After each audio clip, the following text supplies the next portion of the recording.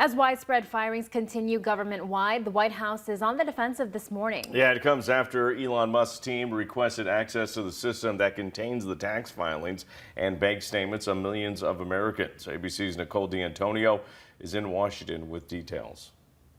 This morning, a top official at the Social Security Administration steps down after clashing with the Department of Government Efficiency over access to personal records, two sources told ABC News.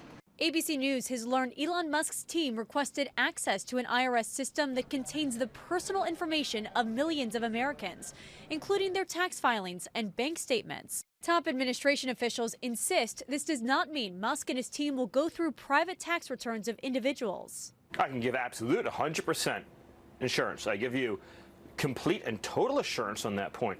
Now, questions are swirling over who actually runs DOGE. In a new court filing, the White House clarifies that Elon Musk is not the administrator, but did not say who is. A judge is considering whether to block DOGE from firing government employees and accessing data from certain departments. A ruling is expected as soon as today. Meanwhile, a federal judge in Washington has temporarily denied an attempt to block DOGE from accessing sensitive student loan data at the Department of Education. 1367.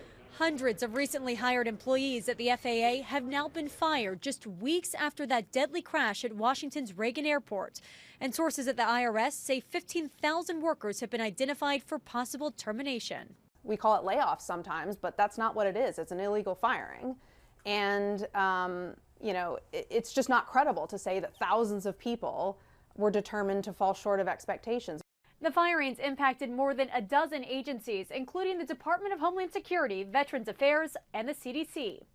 Nicole D'Antonio, ABC News, Washington.